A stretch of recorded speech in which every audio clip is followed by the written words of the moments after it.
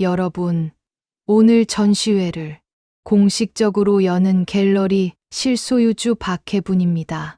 조명이 꺼지고 스포트라이트가 저를 비추던 그 순간 아들의 여자친구 예린의 얼굴이 새하얗게 변하는 게 보였습니다.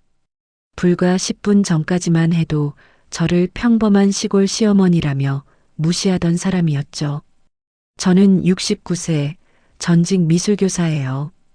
겉으로 보기엔 수수한 할머니에 불과하겠죠. 하지만 남편이 세상을 떠나며 남긴 것들이 있었습니다. 10억대 미술 컬렉션과 이 갤러리의 실소유권이었어요. 예리는 처음 만난 날부터 제 집을 무시했습니다. 어머님, 이런 오래된 집에 사세요? 리모델링 해드릴게요. 제 방 책장에 걸린 그림을 보더니 이런 건 버리셔야죠라고 말했죠. 그게 유명 화가의 드로잉이란 것도 모르고요. 하지만 저는 참았습니다. 사람의 본심은 시간이 지나야 보이는 법이니까요. 아들 도연이가 여자친구를 데려온다고 했을 때 저는 솔직히 기대보다 걱정이 앞섰습니다. 42 된 아들이 처음으로 진지하게 사귄다는 여자였으니까요. 교사라는 직업 특성상 착하기만 한 우리 아들이 사람 보는 눈이 있을까 싶었죠. 토요일 오후였습니다. 초인종이 울렸어요.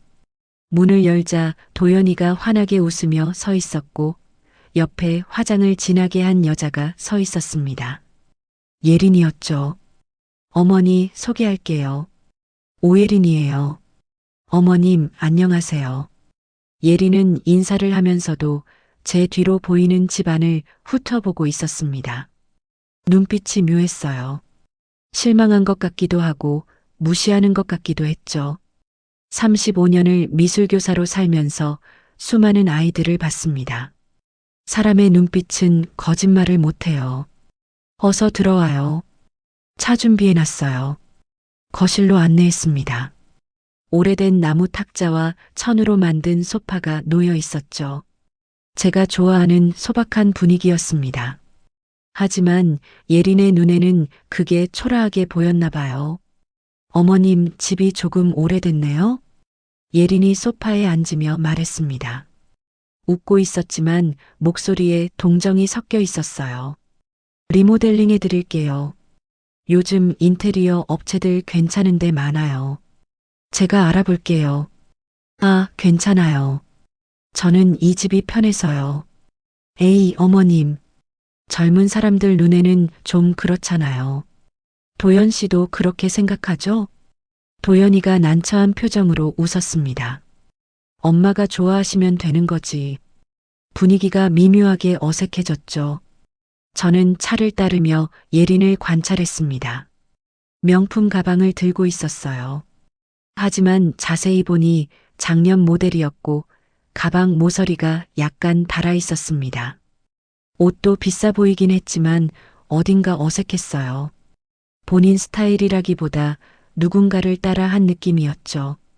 예린 씨는 무슨 일 하세요? 디자이너예요. 패션 쪽이요. 예린이 자신 있게 대답했습니다. 하지만 도연이가 전에 말했던 건 온라인몰 직원이었어요. 작은 거짓말이었지만 신경 쓰였습니다. 그래요? 멋진 일 하시네요. 네. 사실 저희 엄마도 예술 쪽이에요. 갤러리 운영하시거든요. 갤러리라는 단어가 나오자 제 귀가 번쩍 뜨였습니다. 저도 이 지역 갤러리와 오랜 인연이 있었으니까요.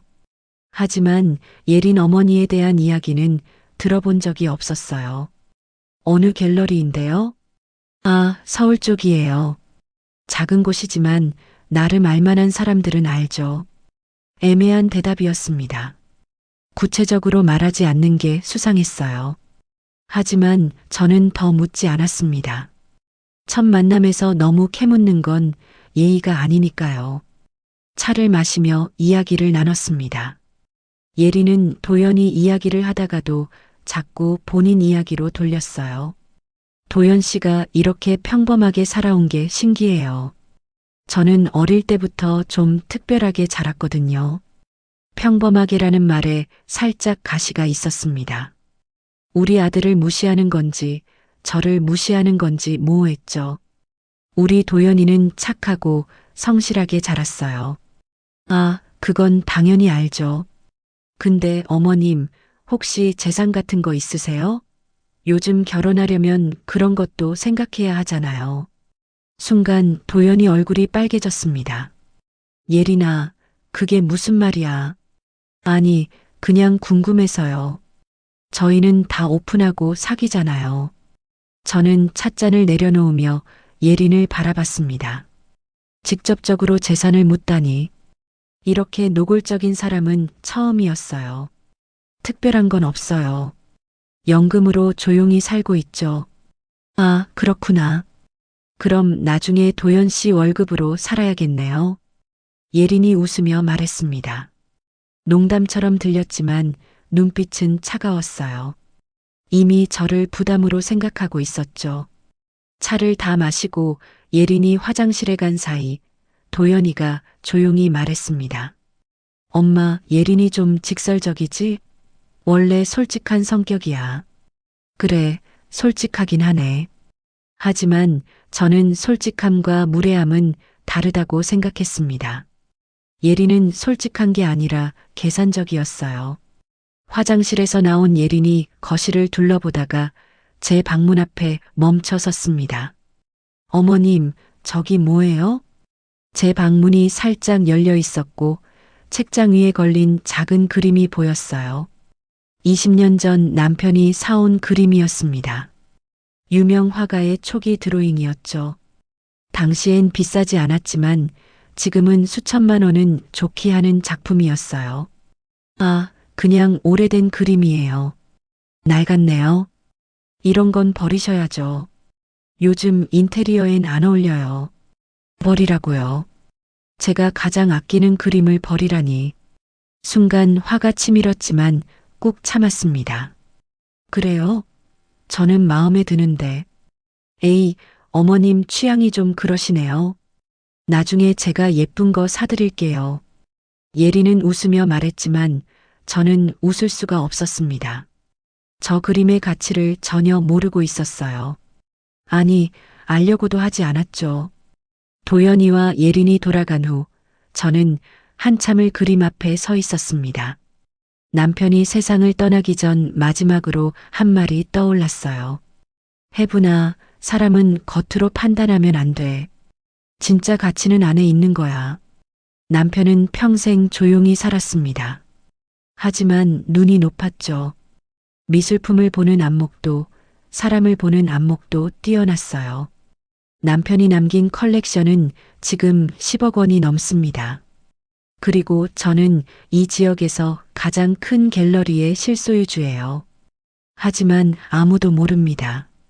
저는 조용히 후원만 할 뿐 앞에 나서지 않았으니까요. 예리는 저를 가난한 시골 할머니로 봤습니다. 리모델링이 필요한 낡은 집에 사는 부담스러운 시어머니로요. 하지만 저는 알고 있었어요. 예린이야말로 겉만 번지르르한 사람이라는 걸요. 그날 밤 저는 오랜 친구인 갤러리 큐레이터 소라에게 전화를 걸었습니다.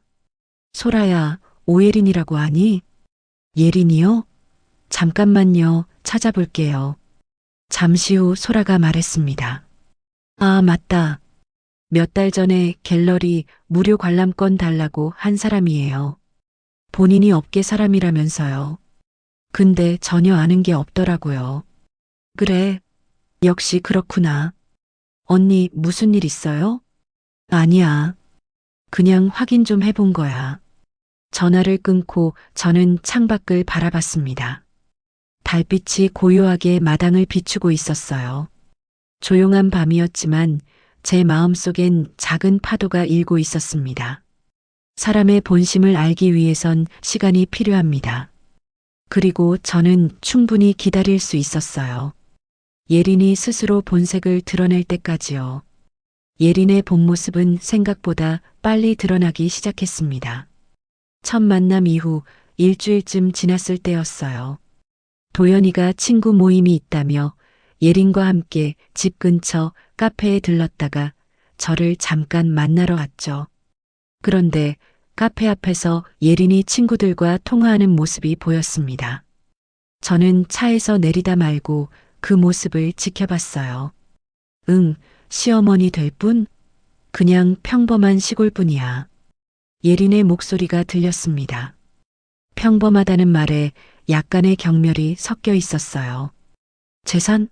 하나도 없어. 연금으로 겨우겨우 사는 것 같더라. 집도 낡았고. 저는 차 문을 천천히 닫았습니다. 가슴이 답답했지만 놀라진 않았어요. 이미 예상했던 일이었으니까요. 시댁 재산은 기대도 안 해. 그냥 도연 씨 월급으로 살아야지 뭐. 근데 도연 씨가 착하니까 괜찮아. 착하니까 괜찮다고요. 우리 아들을 그저 월급 받아오는 사람 정도로 보고 있었습니다. 카페 안으로 들어갔습니다. 예린이 황급히 통화를 끊고 웃으며 인사했어요. 어머님 오셨어요? 응, 지나가다가 들렀어. 잠깐만요. 친구한테 전화 왔었어요. 예린은 태연했습니다. 방금 전 저를 무시하던 그 목소리가 거짓말처럼 사라졌죠. 연기를 하는 건지 아니면 정말 아무렇지도 않은 건지 알 수 없었어요. 며칠 후 소라에게서 연락이 왔습니다. 언니, 오예린이라는 사람 또 갤러리에 왔었어요. 뭐하러? 공짜 티켓 달라고요. 다음 달 신의 작가 전시회 있잖아요. 강시우 작가 전시요. 그것 때문에. 강시우. 제가 지난 3년 동안 조용히 후원해온 젊은 화가였습니다. 재능은 있지만 집안 형편이 어려워 작품 활동에 어려움을 겪고 있었죠. 저는 익명으로 그의 그림을 사주고 작업실 비용을 지원했어요. 예린이가 뭐래? 본인이 패션 디자이너라면서 전시회 분위기 좀 보고 싶다고 했어요. 근데 말하는 거 보니까 미술엔 관심도 없더라고요. 그래. 네. 강시우 작가 그림 보고 뭐라고 했는지 아세요? 그냥 낙서 같다고. 이런 거 왜 전시하냐고 했어요. 순간 화가 치밀었습니다. 강시우가 얼마나 진심으로 그림을 그리는지 아는 저로선 참기 힘든 말이었어요. 언니, 그 사람 진짜 미술 쪽 사람 맞아요? 아무것도 모르던데. 아니야. 그냥 허세 부리는 거겠지. 그럼 왜 갤러리에 자꾸 와요? 공짜니까. 사진 찍어서 인스타그램에 올릴 거 아니겠어? 소라의 말이 맞았습니다. 며칠 후 예린의 소셜 미디어를 우연히 보게 됐는데 갤러리 사진이 가득했어요. 마치 본인이 미술계 인사인 것처럼 꾸며놓았죠. 사진 밑에는 이런 글이 적혀 있었습니다. 오늘도 전시회 준비로 바쁜 하루. 예술은 삶이다. 전시회 준비라니. 관람객일 뿐인데 말이에요. 댓글엔 친구들이 부러워하는 글을 남겼고 예린은 일일이 답글을 달며 자랑했습니다. 저는 예린의 다른 게시물들도 살펴봤어요. 명품 가방 사진, 고급 레스토랑 사진, 해외여행 사진들이 즐비했습니다. 하지만 자세히 보니 이상한 점들이 보였죠. 명품 가방은 항상 같은 각도로만 찍혀 있었어요. 아마 흠집이 있는 부분을 가리려는 거겠죠. 레스토랑 사진은 음식만 찍혀 있고 계산서는 없었습니다. 해외여행 사진도 공항 면세점이나 호텔 로비처럼 누구나 들어갈 수 있는 곳에서만 찍었어요. 전형적인 허세였습니다. 있어 보이려고 애쓰는 사람의 모습이었죠. 그런데 더 놀라운 건 따로 있었습니다. 예린의 친구 중 한 명이 올린 게시물이었어요. 예린과 함께 찍은 사진이었는데 글 내용이 가관이었습니다. 예린이 덕분에 오늘 명품 가방 할부로 샀다. 언니 따라서 나도 부자 되는 중. 할부로 명품을 산다고요. 그것도 친구한테 권해서요. 저는 한숨이 나왔습니다. 본인도 빚이 있을 거면서 남한테까지 빚을 지게 만드는 사람이었어요. 다음 날 도연이가 집에 왔습니다. 얼굴이 조금 어두워 보였어요. 엄마, 예린이가 결혼 준비 이야기를 자꾸 해. 그래, 좋은 일 아니니? 근데 자꾸 돈 이야기를 하거든. 예식장은 어디가 좋고, 신혼집은 어디에 구하고, 신혼여행은 어디로 가고. 그럴 수 있지. 결혼하려면 계획이 필요하니까. 아니, 그게 아니라 전부 비싼 걸로만 하자고 해. 예식장도 특급 호텔, 신혼여행도 유럽 한 달. 저는 조용히 도연이를 바라봤습니다. 우리 아들은 교사 월급으로 성실하게 살아온 사람이에요. 저축은 있지만 예린이 원하는 수준의 결혼식을 올리기엔 부족했죠. 내가 감당할 수 있겠니? 그게 예린이가 자기 집에서도 도와줄 거래. 그리고 엄마가 좀 보태주시면 된다고. 제가 보태주라고요. 연금으로 겨우 산다고 무시하던 사람이 이제 돈을 요구하는 겁니다. 엄마가 얼마나 보탤 수 있을 것 같은데? 그게 예린이 말로는 3천만 원 정도면 된대. 3천만 원. 저한텐 큰 돈이 아니었습니다. 하지만 예린은 제가 그 정도 돈이 없을 거라고 생각했을 거예요. 그러면서도 요구하는 건 도연이한테 부담을 주려는 의도였죠.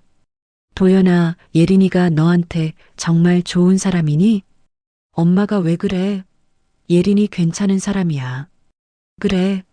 근데 왜 얼굴이 어두워? 도연이는 대답하지 못했습니다. 본인도 알고 있었던 거예요. 예린이 뭔가 이상하다는 걸요. 하지만 인정하고 싶지 않았던 겁니다. 며칠 후 예린이 직접 집에 왔습니다. 도연이 없이 혼자요. 어머님, 결혼 준비 이야기 좀 하려고요. 그래, 들어와. 예린은 거실에 앉아 노트북을 꺼냈습니다. 결혼식 견적서가 가득 들어 있었어요. 어머님 보세요. 요즘 결혼식이 이 정도는 해야 해요. 도연 씨도 교사잖아요. 체면이 있죠. 견적서를 보니 총 비용이 1억이 넘었습니다. 예식장, 스드메, 신혼여행까지 전부 최고급이었어요. 이렇게까지 해야 하나? 당연하죠. 요즘 결혼식이 다 이래요. 어머님 세대랑은 달라요. 예린은 당당했습니다. 제 돈을 쓰는 것도 아니면서 말이죠. 그래서 제가 계산을 해봤는데요. 도연 씨가 5천만 원, 저희 집에서 5천만 원, 어머님이 3천만 원만 보태주시면 돼요. 예린 씨 집에서 5천만 원을 낸다고? 네. 저희 엄마가 갤러리 운영하니까 여유 있으세요. 또 갤러리 이야기였습니다. 저는 소라한테 다시 확인을 부탁했었어요. 예린 어머니는 갤러리 운영자가 아니었습니다. 그냥 소형 화랑에서 파트타임으로 일하는 직원이었죠. 그럼 예린 씨는 얼마 준비했어? 예린의 얼굴이 굳었습니다. 저요? 저는 제가 돈은 없지만 대신 다른 걸로 기여할 거예요. 다른 거? 제 인맥이요. 제가 패션 쪽 인맥이 많아서 결혼식 때 도움될 거예요. 인맥. 온라인몰 직원이 가진 인맥이라는 게 뭘까요? 저는 더 이상 참을 수가 없었습니다. 예린 씨, 솔직히 말해봐요. 정말 디자이너예요? 예린의 눈빛이 흔들렸습니다. 네, 그러니까. 디자인 관련 일을 하는 거죠. 온라인몰 직원이잖아요. 도연이한테 들었어요. 그게 회사에서 디자인도 하고 그래요. 변명이었습니다. 거짓말이 들킬까봐 얼버무리는 모습이 역력했어요. 예린 씨 어머니도 갤러리 운영자가 아니라고 들었는데 누가 그러던가요? 작은 갤러리지만 운영하시는 거 맞아요. 예린은 목소리를 높였습니다. 궁지에 몰린 사람의 반응이었죠. 어머님, 저를 의심하시는 거예요? 도연 씨한테 이를 거예요. 의심하는 게 아니에요. 확인하는 거죠. 우리 아들이랑 결혼하려면 정직해야죠. 예린은 노트북을 덮으며 일어섰습니다. 어머님이 저를 싫어하시는 거 알아요. 처음부터 느꼈어요. 가난하게 사시면서 저만 탓하시네요. 가난하게 산다고요. 저는 웃음이 나왔지만 참았습니다. 나가봐요. 오늘은 이만 이야기하죠. 예린은 화난 얼굴로 집을 나갔습니다. 문을 쾅 닫는 소리가 크게 울렸어요. 저는 창가에 서서 예린이 걸어가는 모습을 지켜봤습니다. 명품 가방을 들고 있었지만 걸음걸이엔 자신감이 없었어요.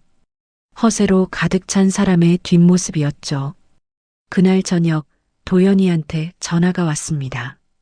엄마, 예린이가 울면서 전화했어. 엄마가 자기를 무시했대. 그래.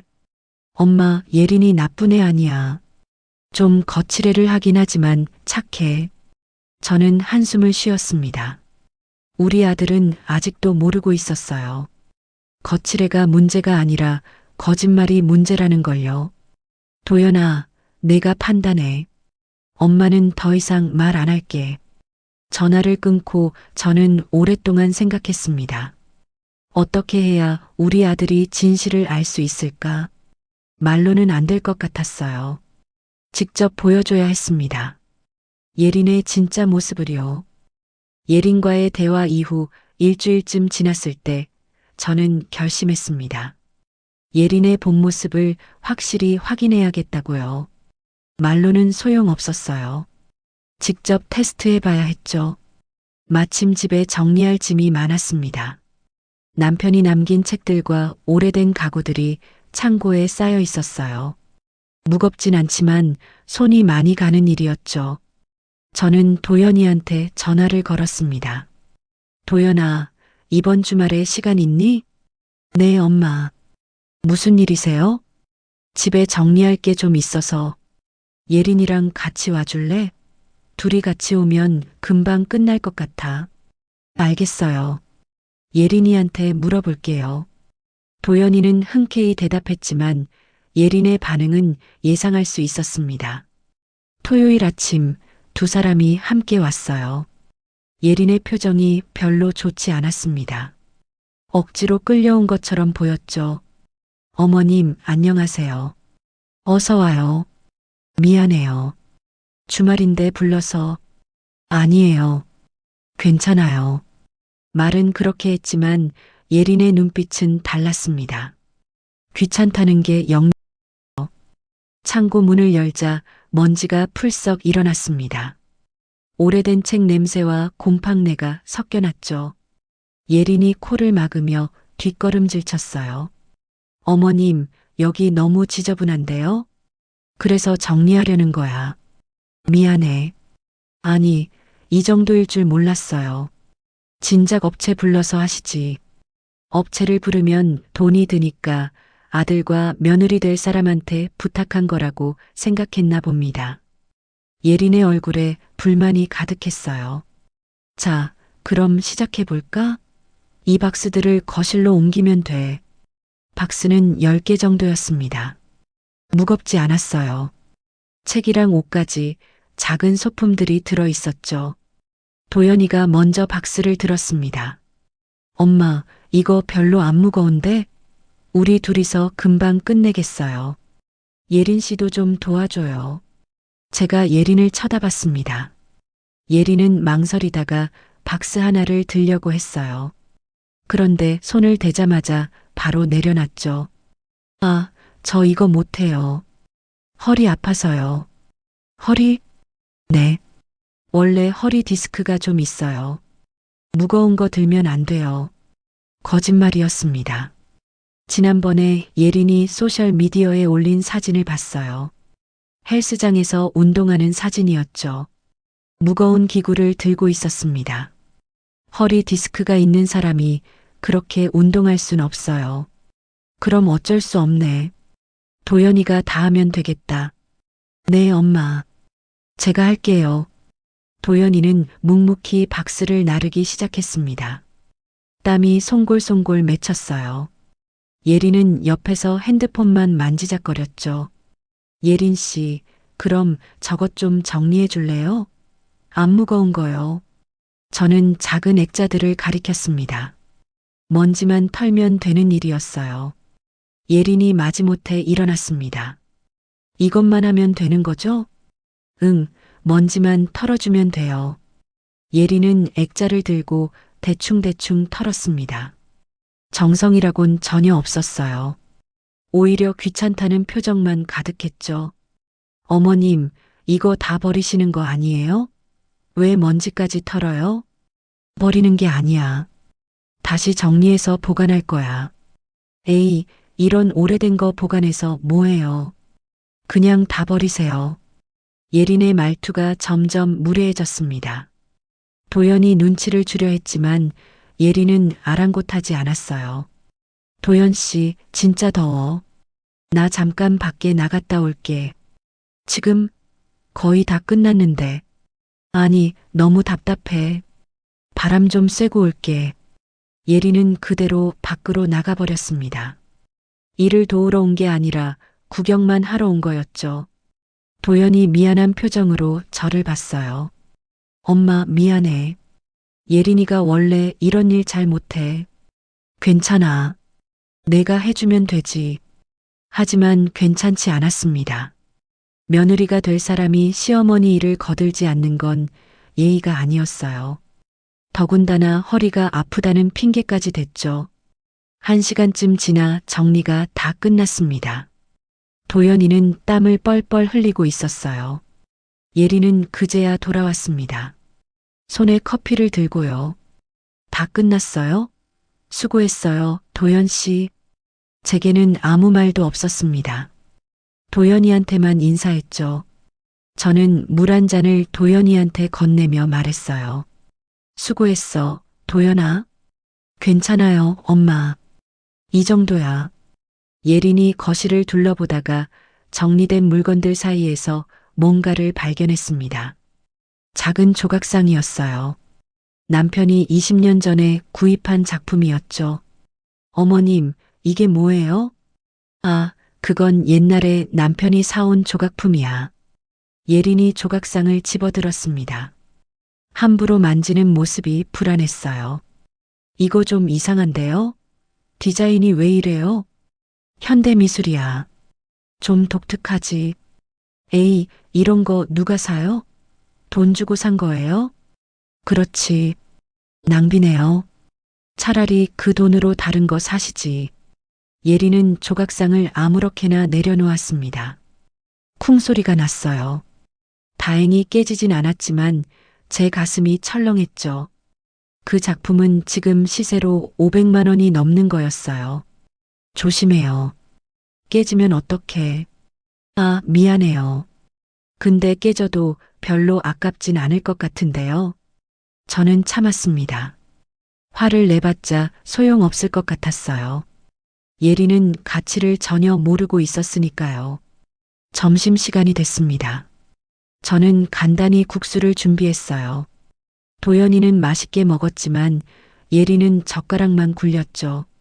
어머님, 전 이런 거 잘 안 먹어요. 왜? 입맛에 안 맞아? 아니, 저 다이어트 중이거든요. 탄수화물 끊었어요. 다이어트라고 했지만 사실은 제가 만든 음식이 마음에 안 드는 거였습니다. 저는 알고 있었어요. 예린이 며칠 전에 친구들이랑 파스타 먹은 사진을 올렸거든요. 그럼 어쩔 수 없네. 도연이만 먹어. 네, 엄마. 맛있어요. 도연이는 예린 눈치를 보면서도 열심히 먹었습니다. 안쓰러웠어요. 우리 아들이 왜 저런 사람한테 끌렸을까 싶었죠. 식사를 마치고 설거지를 하는데 예린이 도연이한테 속삭이는 소리가 들렸습니다. 도연 씨, 우리 이제 가요. 저 피곤해. 잠깐만 기다려. 엄마 설거지 도와드리고. 에이, 그냥 가요.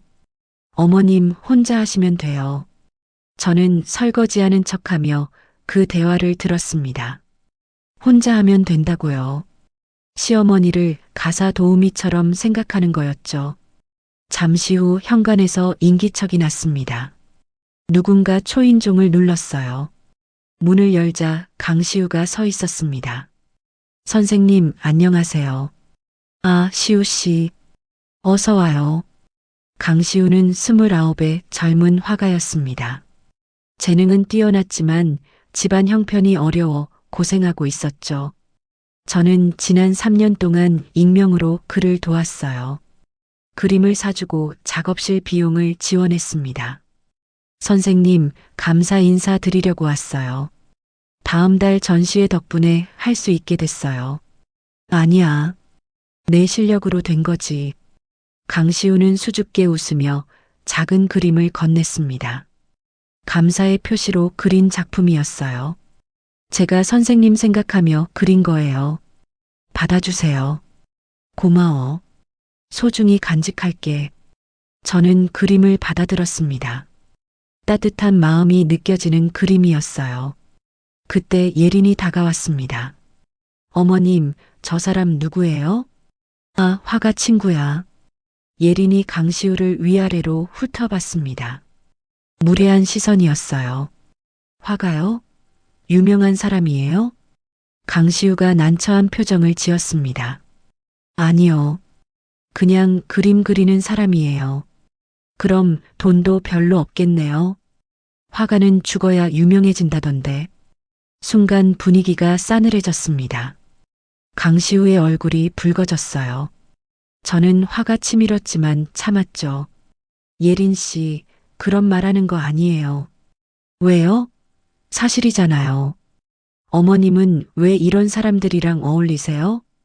이런 사람들이라니. 시우 씨는 훌륭한 예술가야. 예린이 비웃듯이 웃었습니다. 예술가요? 돈도 못 버는 사람이 무슨 예술가예요. 그냥 취미로 그림 그리는 거죠. 강시우는 더 이상 참지 못하고 말했습니다. 실례하겠습니다. 선생님, 다음에 뵐게요. 시우 씨, 미안해. 잠깐만. 하지만 강시우는 그대로 나가버렸습니다. 예린 때문에 상처받은 거였어요. 저는 예린을 돌아봤죠. 예린 씨, 왜 그렇게 말해요? 뭐가요? 전 사실만 말했어요. 사람을 돈으로만 판단하면 안 돼요. 에이, 어머님도. 요즘 세상이 어떤 세상인데 그래요. 돈이 최고죠.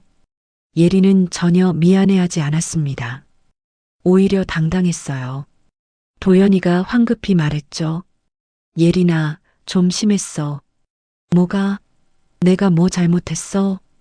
저는 더 이상 말하지 않았습니다. 말해봤자 소용없었으니까요. 예린은 본인이 잘못했다는 걸 전혀 모르고 있었어요. 두 사람이 돌아간 후 저는 강시우한테 전화를 걸었습니다. 시우 씨, 아까는 미안했어요. 아니에요, 선생님. 괜찮아요. 괜찮지 않아. 내가 대신 사과할게. 선생님, 저 사람이 선생님 며느리가 되는 거예요?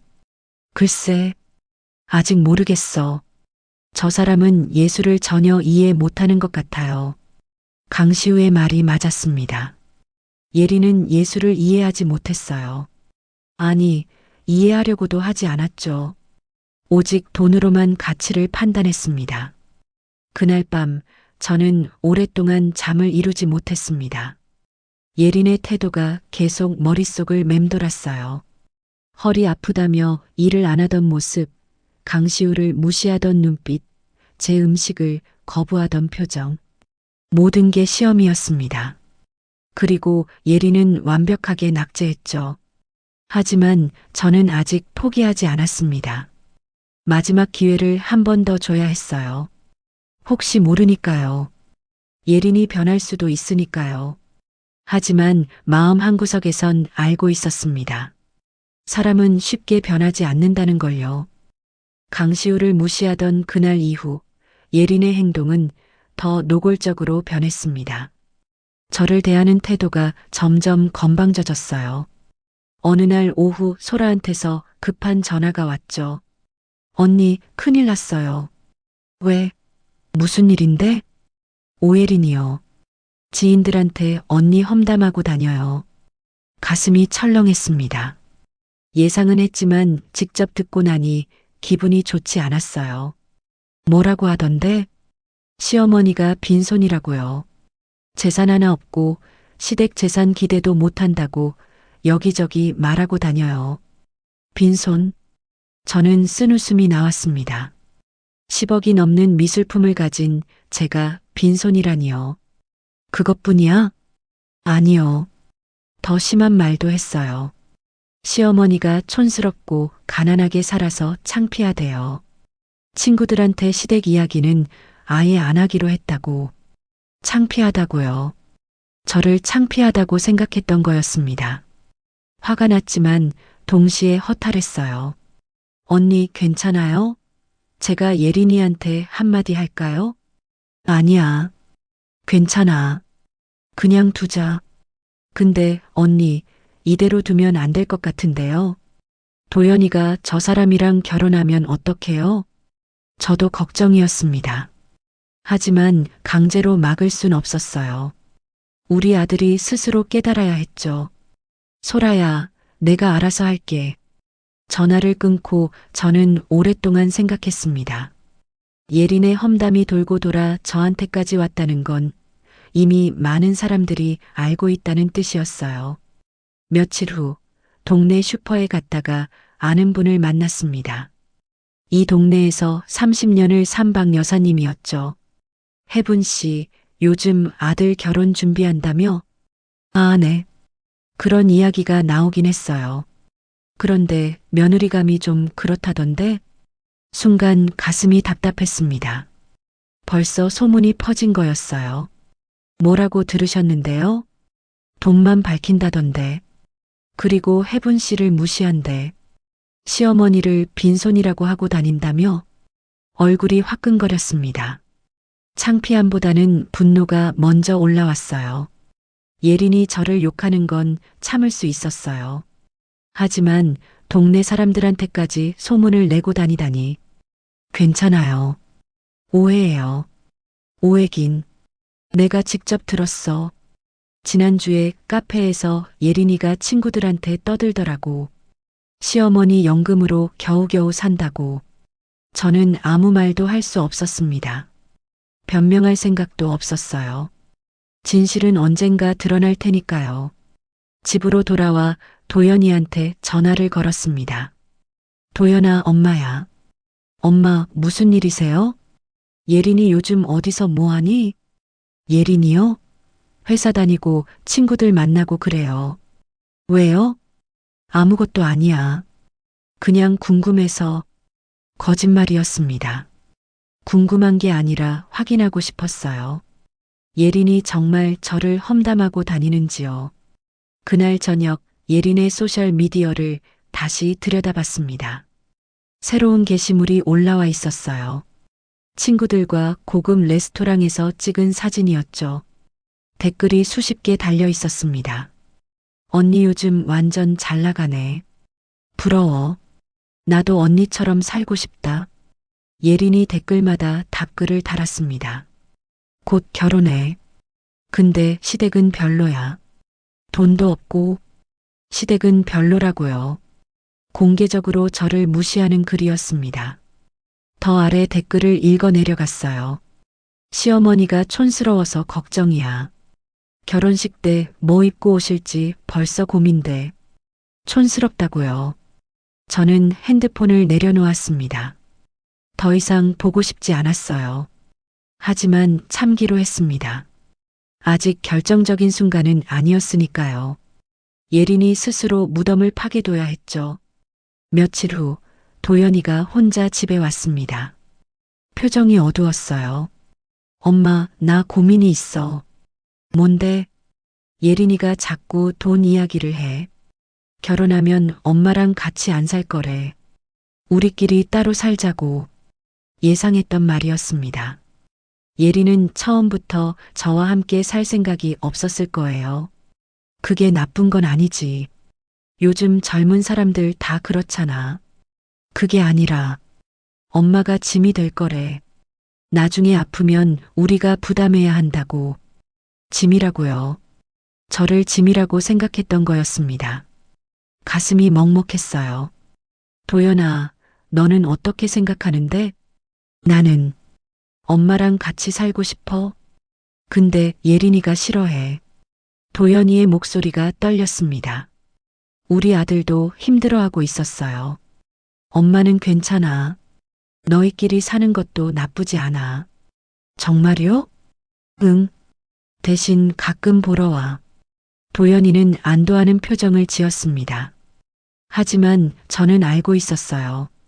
예린이 도연이한테 얼마나 큰 압박을 주고 있는지요. 일주일 후 소라한테서 또 전화가 왔습니다. 언니, 이번엔 정말 심각해요. 또 뭔데? 예린이가 갤러리에 와서 난리를 쳤어요. 무슨 난리?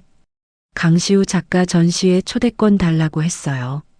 공짜로요. 그것도 10장이나. 10장이나요. 제 인내심이 바닥나고 있었습니다. 그래서 어떻게 됐어? 제가 안 된다고 했죠.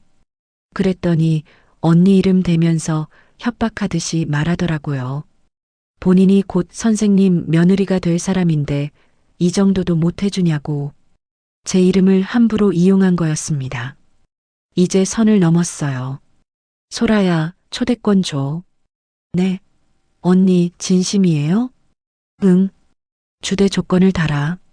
전시회 당일에 꼭 와야 한다고.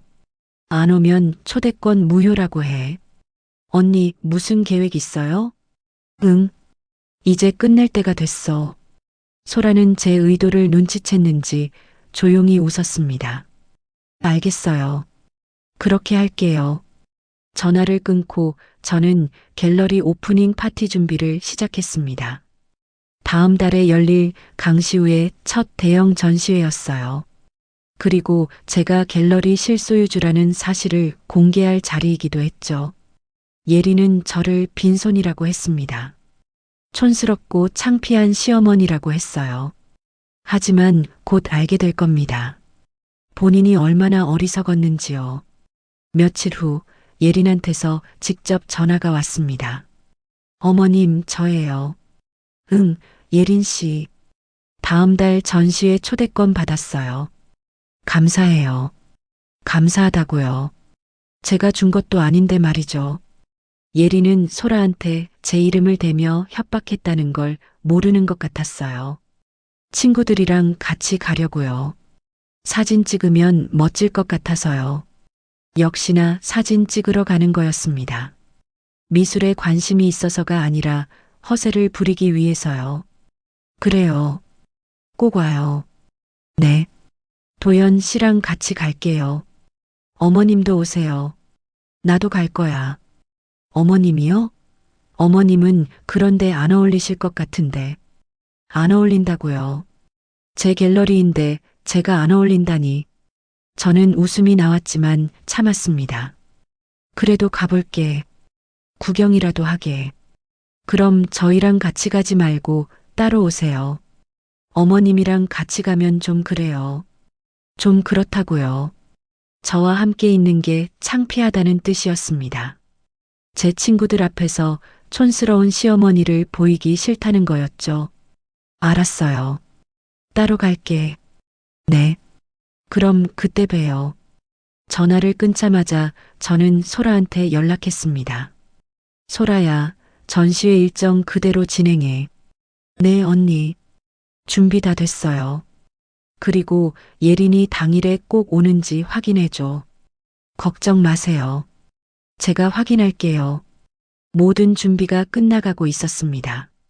예린은 본인이 무엇을 맞이하게 될지 전혀 모르고 있었죠. 전시회 일주일 전 우연히 예린이 친구들과 통화하는 걸 또 듣게 됐습니다. 도연이 집에 왔다가 예린이랑 전화 통화를 하고 있었는데 스피커폰으로 해놔서 다 들렸어요. 언니, 다음 주 전시회 진짜 가는 거야? 당연하지. 초대권 10장이나 받았어. 너희 다 데려갈게. 와, 대박. 언니 인맥 진짜 좋다. 그러게. 곧 시어머니 될 사람 이름 대니까 바로 주더라. 예린의 웃음소리가 들렸습니다. 제 이름을 이용한 걸 자랑스럽게 말하고 있었어요. 시어머니 별로라며? 돈도 없다고 했잖아. 맞아. 근데 이름값은 있나 봐. 동네에서 오래 살았으니까. 동네에서 오래 살아서 이름값이 있다고요. 저는 고개를 저었습니다. 예리는 끝까지 모르고 있었어요. 전시회 가서 사진 많이 찍어야지. 인스타에 올리면 다들 부러워할 거야. 그치? 나 요즘 이미지 관리 중이거든. 상류층 코스프레. 상류층 코스프레. 결국 전부 거짓이었던 거였습니다. 디자이너라는 것도, 집안이 부유하다는 것도, 갤러리 운영한다는 것도 전부 허세였어요. 도연이가 전화를 끊고 저를 봤습니다. 표정이 굳어 있었어요. 엄마, 지금 들었어? 응, 미안해. 나도 몰랐어. 도연이는 충격받은 것 같았습니다. 자기가 사귀는 사람이 이렇게까지 거짓말을 하고 다닌다는 걸 처음 알았을 거예요. 괜찮아. 내 잘못이 아니야. 엄마, 나 예린이랑 다시 생각해 봐야 할 것 같아. 천천히 생각해. 아직 시간 있어. 하지만 저는 알고 있었습니다. 이미 끝났다는 걸요. 예린은 스스로 모든 걸 망쳤어요. 전시회 이틀 전 소라가 최종 확인 전화를 했습니다. 언니, 예린이 내일 리허설 보러 온대요. 리허설? 네. 본인이 전시회 관계자인 척하면서 미리 와서 구경하고 싶대요. 어이가 없었습니다. 관계자도 아니면서 관계자인 척하다니. 그래, 오라고 해. 대신 강시우한테 미리 말해도 조심하라고. 알겠어요. 근데 언니, 예린이 진짜 올까요? 당일에? 올 거야. 친구들 앞에서 허세 부리려면 꼭 와야 하니까. 소라가 작게 웃었습니다. 언니, 이번엔 제대로 한 방 먹이는 거죠? 응, 제대로 보여줄 거야. 진짜 가치가 뭔지. 전화를 끊고 저는 창밖을 바라봤습니다. 해가 지고 있었어요. 어둠이 내리고 있었죠. 예린의 거짓말도 곧 어둠 속으로 사라질 겁니다. 전시회 전날 밤 저는 옷장을 열었습니다. 오래된 한복이 걸려 있었어요. 남편이 살아있을 때 맞춰준 한복이었죠. 명품은 아니지만 단아하고 우아한 디자인이었습니다. 이걸 입고 가야겠다고 생각했어요. 갤러리 실소유주로서 마지막 인사를 하는 자리니까요. 그리고 예린한테도 마지막 기회를 주는 자리가 될 겁니다. 본인이 얼마나 잘못 살아왔는지 깨닫게 해주는 시간이요. 저는 한복을 쓰다듬으며 남편을 떠올렸습니다. 여보, 당신 말이 맞았어요. 사람은 겉으로 판단하면 안 되는 거 맞아요. 하지만 속도 봐야 해요. 예린이는 속이 텅 비었어요. 내일이면 모든 게 드러날 겁니다. 예린의 거짓말도 제 진짜 정체도요. 저는 잠자리에 들었습니다. 내일을 기다리며요. 전시회 당일 아침 저는 일찍 일어났습니다. 창밖으로 햇살이 쏟아지고 있었어요. 좋은 날씨였죠. 모든 것이 드러나기에 딱 좋은 날이었습니다. 한복을 꺼내 입었어요. 거울을 보니 낯설면서도 익숙한 제 모습이 보였습니다. 촌스럽다고요. 창피하다고요.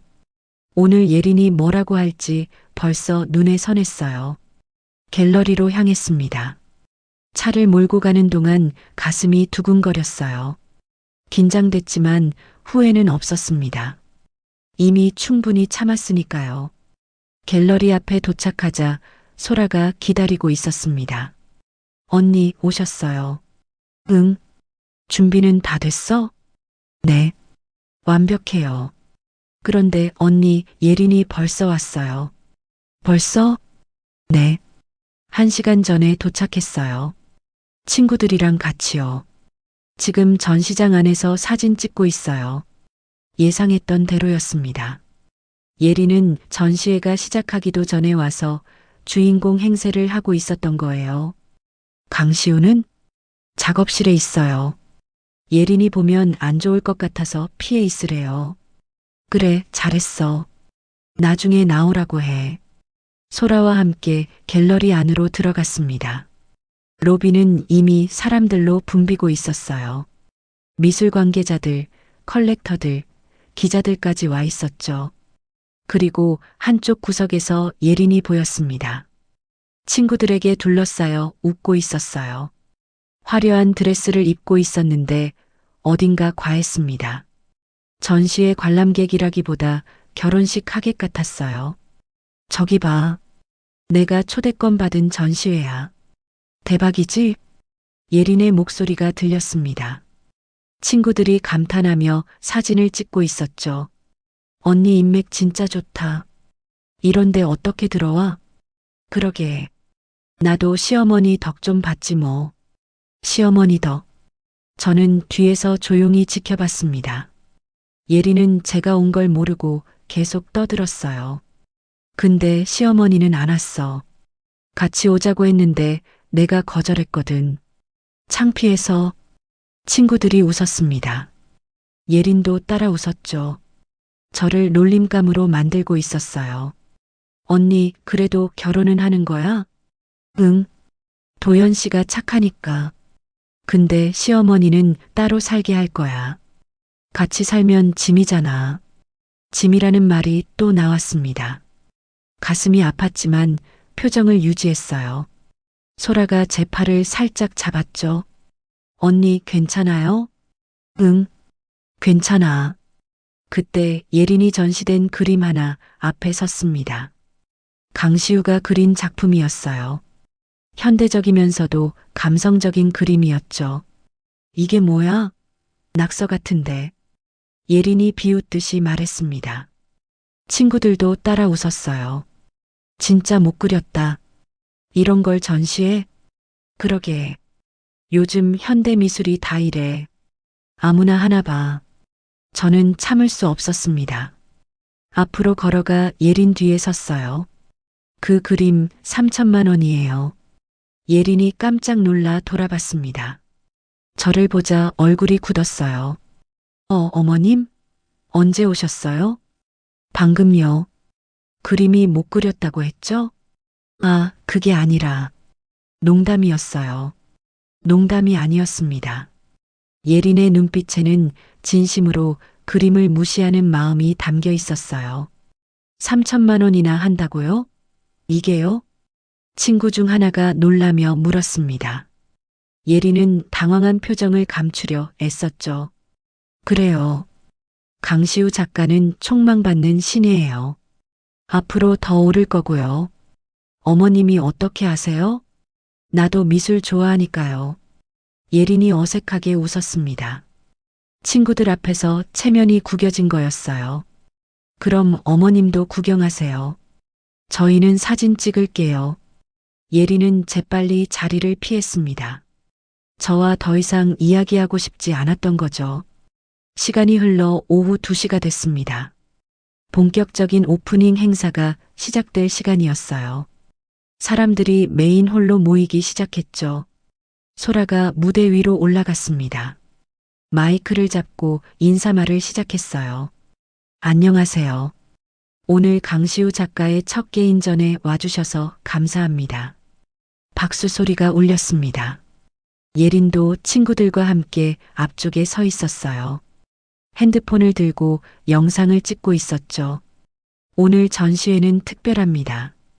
강시우 작가를 3년간 후원해 주신 분이 계시거든요. 소라가 잠시 말을 멈췄습니다.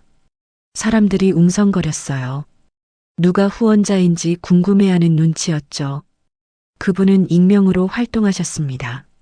하지만 오늘 처음으로 공개하기로 하셨어요.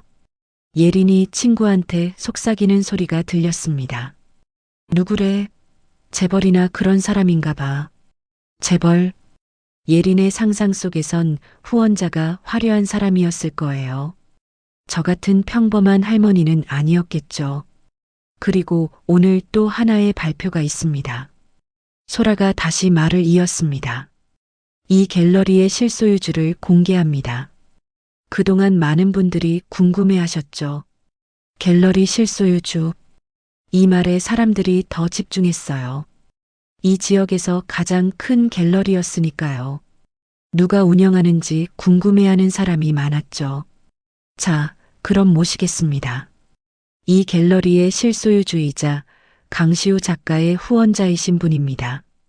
조명이 꺼졌습니다. 스포트라이트 하나만 무대를 비췄어요. 저는 천천히 무대로 걸어갔죠. 계단을 오를 때마다 심장이 두근거렸습니다. 떨리지 않았다면 거짓말이에요. 하지만 후회는 없었어요. 무대 위에 섰습니다. 스포트라이트가 저를 비췄죠. 객석이 한눈에 들어왔어요. 그리고 맨 앞줄에 선 예린의 얼굴이 보였습니다. 예린의 얼굴이 새하얗게 변했어요. 입을 벌린 채 저를 쳐다보고 있었죠. 믿을 수 없다는 표정이었습니다. 저는 마이크를 잡았습니다. 안녕하세요. 이 갤러리의 실소유주 박혜분입니다. 순간 객석이 술렁거렸습니다. 사람들이 놀란 표정으로 서로를 쳐다봤어요. 예린은 그 자리에 얼어붙어 있었죠. 오늘 이렇게 공개하게 된 건 강시우 작가의 재능을 더 많은 분들께 알리고 싶었기 때문입니다. 박수 소리가 터져 나왔습니다. 하지만 예린은 박수를 치지 않았어요. 그저 멍하니 저를 바라볼 뿐이었죠. 3년 전 강시우 작가를 처음 만났을 때 저는 확신했습니다. 이 젊은이는 분명 훌륭한 작가가 될 거라고요. 강시우가 무대 옆으로 올라왔습니다. 수줍게 인사를 했어요. 사람들이 다시 박수를 보냈죠.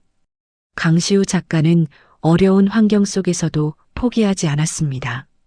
그 열정과 진심이 저를 감동시켰어요.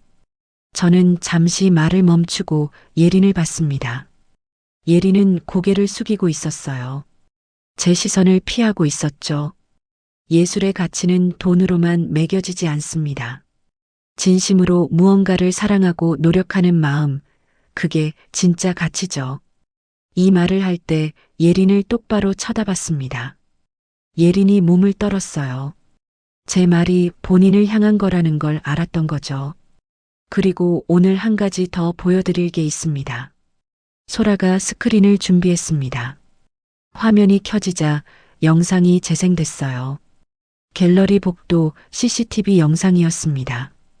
며칠 전 예린이 강시우의 그림을 무단으로 가져가는 장면이 찍혀 있었죠.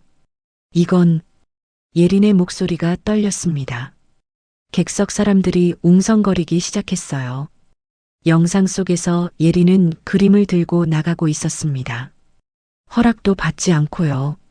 그리고 며칠 후 그 그림이 훼손된 채 돌아왔죠. 이 그림은 강시우 작가가 3년간 공들여 작업한 작품이었습니다.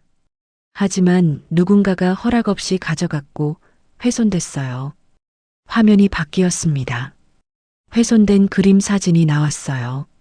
모서리가 찢어져 있었고 물에 젖은 흔적이 있었죠. 예린 씨.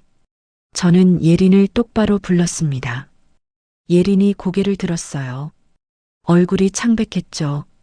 당신은 이 그림을 가져가서 온라인 촬영 배경으로 썼습니다. 그리고 훼손했죠. 아니에요.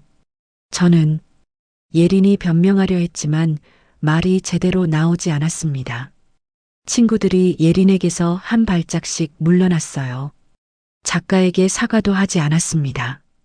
오히려 이름도 없는 화가의 그림이 뭐가 중요하냐고 했죠. 객석이 술렁거렸습니다. 비난의 눈초리가 예린에게 쏟아졌어요. 강시우 작가는 신고도 하지 않았습니다. 제가 말렸거든요. 한 번 더 기회를 주자고요. 강시우가 고개를 숙였습니다. 그때의 상처가 아직도 남아있는 것 같았어요. 하지만 예린 씨는 반성하지 않았습니다. 오히려 저를 무시하고 제 이름을 함부로 이용했죠. 예린이 눈물을 흘리기 시작했습니다. 하지만 저는 멈추지 않았어요. 사람의 가치는 재산으로 판단되지 않습니다. 마음으로 판단되는 거예요. 객석이 조용해졌습니다. 모두가 숨을 죽이고 제 말을 들었죠. 예린 씨는 저를 빈손이라고 했습니다. 촌스럽고 창피하다고 했어요. 하지만 진짜 빈손은 누구였을까요? 예린이 울음을 터뜨렸습니다. 친구들이 수군거렸어요. 핸드폰으로 영상을 찍는 사람도 있었죠. 저는 오늘 이 자리에서 말씀드립니다. 예린 씨 같은 분을 제 가족으로 만들 순 없습니다. 마지막 한마디가 예린을 무너뜨렸습니다. 예린은 그 자리에 주저앉았어요. 친구들이 황급히 예린을 부축했죠. 저는 마이크를 내려놓고 무대에서 내려왔습니다. 다리가 후들거렸지만 버텼어요. 소라가 제 팔을 잡아줬죠. 언니 고생하셨어요. 고마워. 예린은 친구들에게 끌려 갤러리 밖으로 나갔습니다. 사람들 사이를 뚫고 나가는 모습이 초라했어요. 화려한 드레스가 무색했죠. 그때 도연이가 갤러리 안으로 들어왔습니다. 늦게 도착한 거였어요. 예린의 뒷모습을 보고 멈춰섰죠. 엄마. 도연아.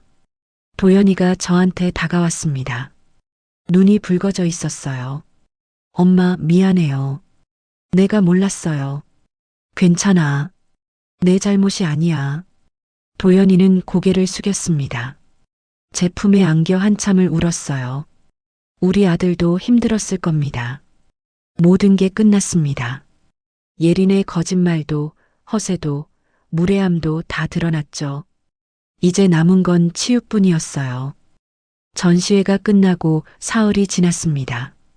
도연이는 그동안 집에 오지 않았어요. 예린과 정리할 게 있다며 연락을 끊었죠. 저는 기다렸습니다. 아들이 스스로 결정할 시간이 필요했으니까요. 그 사흘 동안 소문은 빠르게 퍼졌습니다. 전시회 영상이 인터넷에 올라갔고 사람들은 예린의 행동을 비난했어요. 댓글이 수천 개 달렸죠. 저런 사람이 결혼한다고? 무섭다.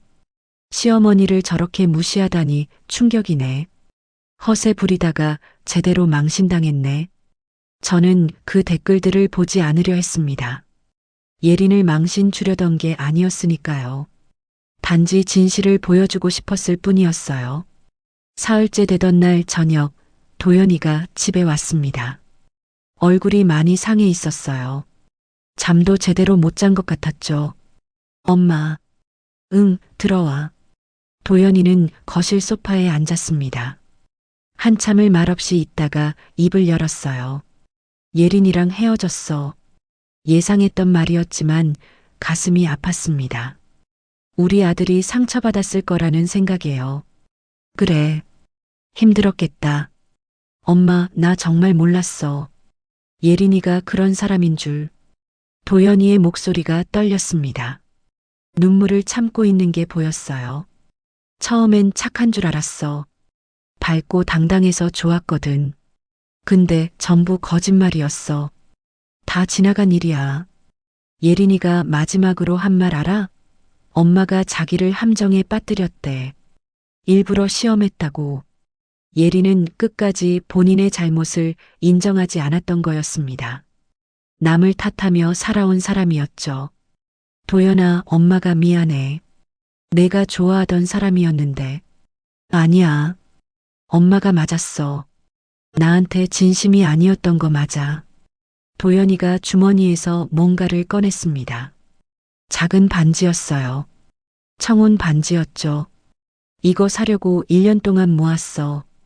근데 예린이는 이게 싸다고 했어. 최소 500만 원짜리는 사야 한다고. 반지는 100만 원 되었을 겁니다. 교사 월급으로 1년을 모은 돈이었어요. 하지만 예린에겐 부족했던 거죠.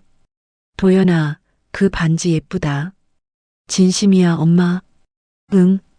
정성이 느껴져. 도연이가 반지를 한참 들여다보다가 다시 주머니에 넣었습니다. 아마 버리지 못할 거예요. 첫사랑의 기억이니까요. 엄마는 어떻게 알았어? 예린이가 그런 사람인 줄. 처음 만났을 때부터 느낌이 왔어. 눈빛이 달랐거든. 눈빛? 응. 사람을 볼 때 무언가를 계산하는 눈빛이었어. 진심이 아니라 이득을 따지는 거. 도연이는 고개를 끄덕였습니다. 본인도 이제 알았을 거예요. 엄마, 나 결혼 못할 것 같아. 왜?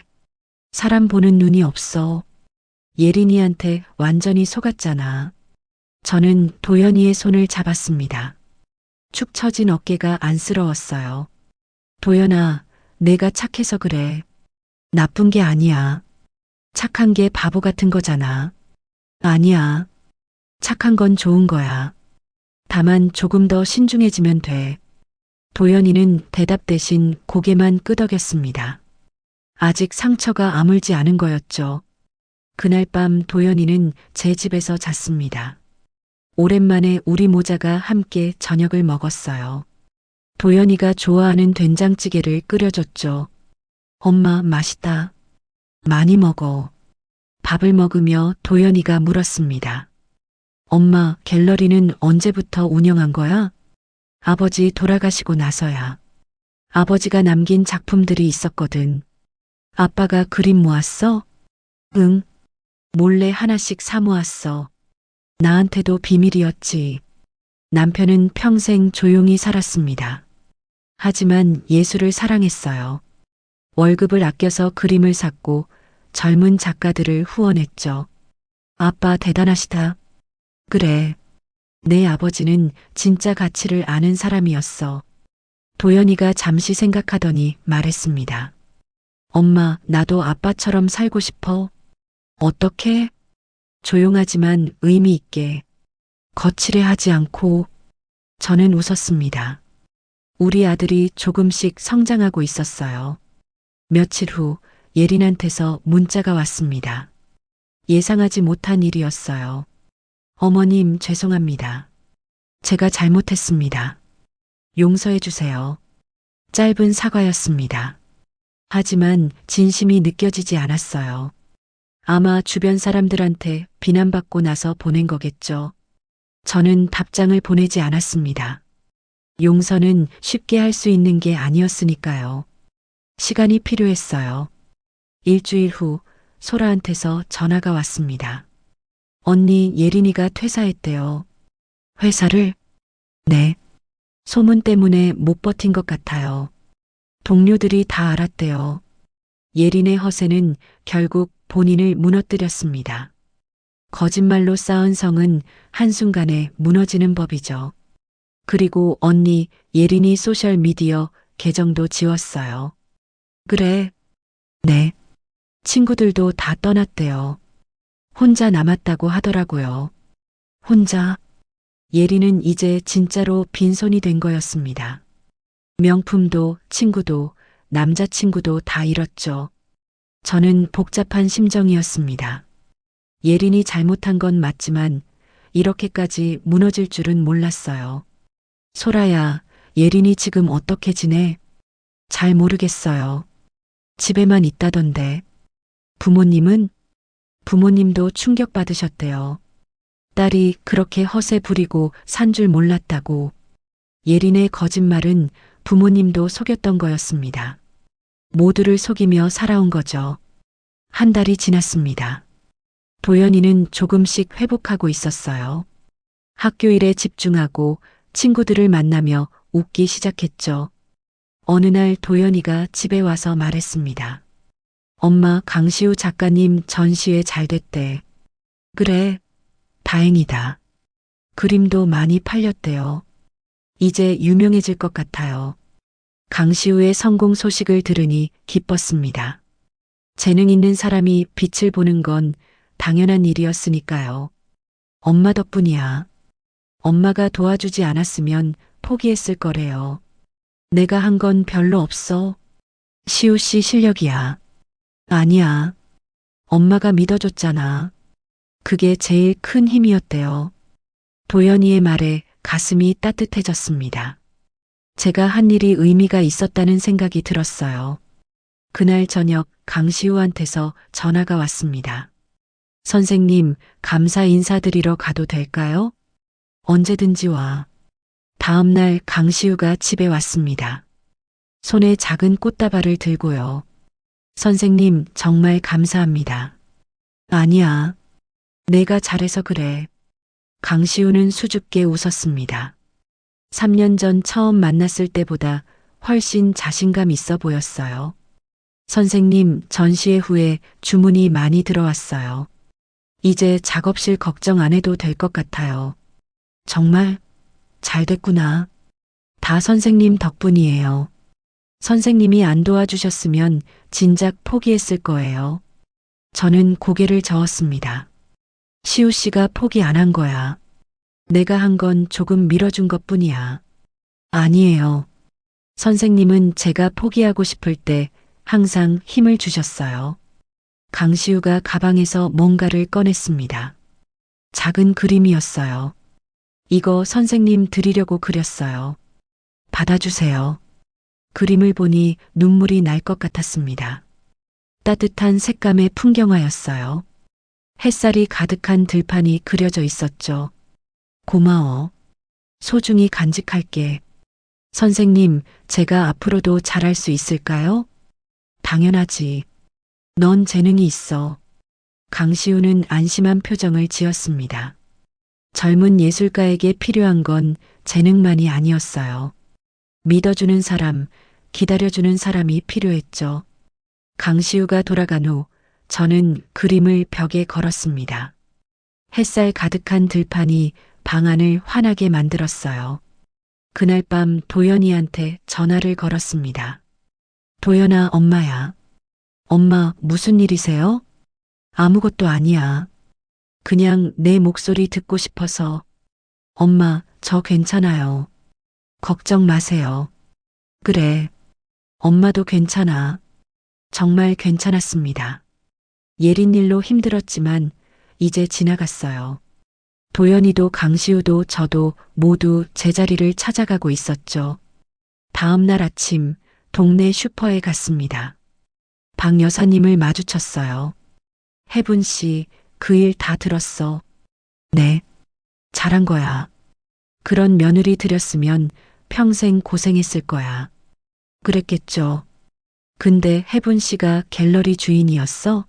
나도 몰랐네. 조용히 하고 있었어요. 박 여사님이 웃으며 말했습니다. 역시 사람은 겉으로 판단하면 안 되는구나. 혜분 씨 보고 그냥 평범한 줄 알았는데 평범하다는 말이 이제 기분 나쁘지 않았습니다. 겉으로 평범해 보이는 게 나쁜 건 아니니까요. 집으로 돌아와 창가에 앉았습니다. 햇살이 따뜻하게 쏟아지고 있었어요. 강시우가 그린 그림처럼 평화로운 오후였죠. 예리는 이제 제 인생에서 사라졌습니다. 하지만 그 일을 통해 배운 게 있었어요. 사람의 진심은 결국 드러난다는 것, 그리고 거짓은 오래가지 못한다는 것을요. 핸드폰이 울렸습니다. 도연이한테서 온 문자였어요. 엄마 사랑해요. 항상 감사해요. 저는 미소 지으며 답장을 보냈습니다. 엄마도 사랑해. 우리 아들. 모든 게 제자리로 돌아가고 있었습니다. 천천히 하지만 확실하게요. 계절이 바뀌어 가을이 왔습니다. 예린 사건 이후 반년이 흘렀어요. 갤러리는 여전히 조용히 운영되고 있었고 강시우는 두 번째 전시회를 준비하고 있었죠. 어느 토요일 오후 저는 갤러리 한쪽 구석에 앉아 있었습니다. 창밖으로 단풍이 보였어요.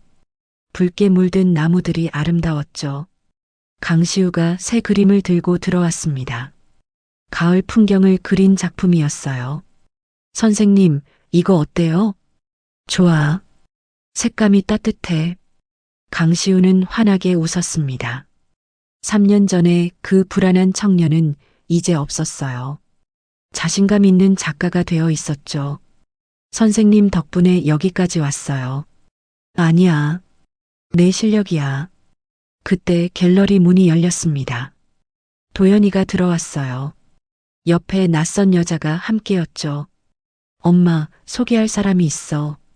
여자는 수줍게 인사했습니다. 단정한 옷차림에 차분한 인상이었어요. 안녕하세요. 윤지영이라고 합니다. 어서 와요. 지영은 예린과는 완전히 달랐습니다. 화려하지 않았지만 진솔해 보였어요. 눈빛이 맑았죠. 지영 씨는 학교 동료예요. 같이 일하다 알게 됐어요. 도연이가 수줍게 말했습니다. 얼굴이 붉어져 있었어요. 지영은 갤러리를 둘러보며 감탄했습니다. 여기 정말 좋네요. 작품들이 다 아름다워요. 고마워요. 천천히 둘러봐요. 지영은 강시우의 그림 앞에 한참을 서 있었습니다. 진지하게 감상하고 있었어요. 이 그림 정말 마음에 들어요. 따뜻한 느낌이 나요. 예리는 그림을 낙서라고 했었죠. 하지만 지영은 달랐습니다. 진심으로 아름다움을 느끼고 있었어요. 저는 도연이를 조용히 불렀습니다. 도연아, 좋은 사람 만났구나. 엄마도 그렇게 생각해? 응. 눈빛이 착해. 도연이가 환하게 웃었습니다. 오랜만에 보는 밝은 웃음이었어요. 해가 지고 노을이 갤러리 안을 물들였습니다. 강시우는 작업실로 돌아갔고 도연이와 지영도 저녁 약속이 있다며 떠났죠. 저는 혼자 갤러리에 남았습니다. 조용한 공간이 편안했어요. 벽에 걸린 그림들을 천천히 둘러봤죠. 남편이 평생 모은 그림들이었습니다. 하나하나에 사연이 있었어요. 겉으로 보이는 것보다 중요한 건 마음이라고 남편은 말했었죠. 예리는 겉만 보고 사람을 판단했습니다. 재산이 있는지, 명품을 가졌는지, 화려한지만 봤어요. 하지만 결국 스스로 무너졌죠. 반면 강시우는 진심으로 그림을 그렸습니다. 돈이 없어도 유명하지 않아도 포기하지 않았어요. 그래서 빛을 볼 수 있었죠. 창밖을 바라봤습니다. 어둠이 내리고 있었어요. 하지만 갤러리 안은 따뜻한 조명으로 환했습니다. 사람의 마음도 그런 것 같았습니다. 겉이 화려해도 속이 비어 있으면 어둡죠. 하지만 진심이 있으면 환하게 빛난다는 걸요. 저는 핸드폰을 꺼내 도연이한테 문자를 보냈습니다. 지영 씨 좋은 사람 같아. 천천히 알아가렴. 곧 답장이 왔습니다. 네, 엄마. 이번엔 신중하게 할게요. 저는 미소 지었습니다. 우리 아들이 많이 성장했더군요. 갤러리 문을 잠그고 집으로 향했습니다. 가을바람이 시원하게 불었어요. 낙엽이 발밑에서 바스락거렸죠. 집에 도착해 거실불을 켰습니다. 벽에 걸린 남편의 사진이 보였어요. 남편은 여전히 온화하게 웃고 있었죠. 여보, 당신 말이 맞았어요. 사람은 결국 스스로 본 모습을 드러내더라고요.